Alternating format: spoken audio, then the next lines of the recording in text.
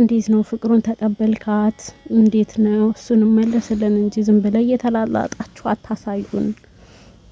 ምን ላይ ደረሳችሁ? እሱን ምን አደረጋችሁ?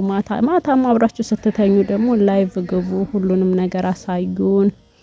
እኔ ሁሉንም ነገር ገባችሁ? ለምን መሰላችሁ? ያ ሁሉ ነገራችንን እዩ ስላላችሁ ማየት አለብን።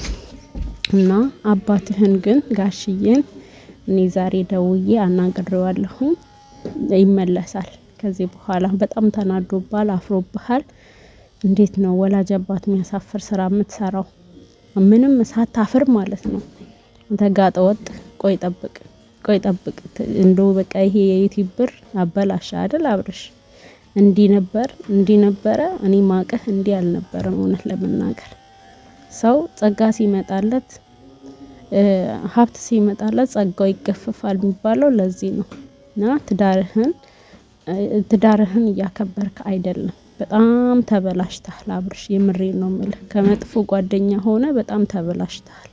የምትሰራው ነገር ሁሉ ትክክል አይደለም። እግዚአብሔርም አይወደውም። ደግሞ በቃ ሴትን ልጅ ወዳለሁ፣ ሴትን ልጅ አምናለሁ፣ ሴትን ልጅ እንደዚህ ገብቶ ወጣ አትበል። ሪል ሰው የሚያደርገውን ነገር እንትን ይላል። ገባህ? እና የሚያደርገው ነገር ነው ማንነቱን የሚገልጸው።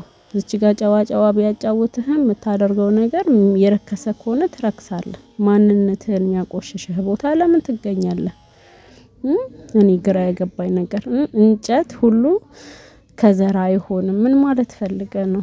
ሩታ ሚስትህ ነበረች፣ ግን ሚስትህ አልሆነችም። ያንን እያስረዳህ ነው። እኛ አንሰማህም። ተመለስ።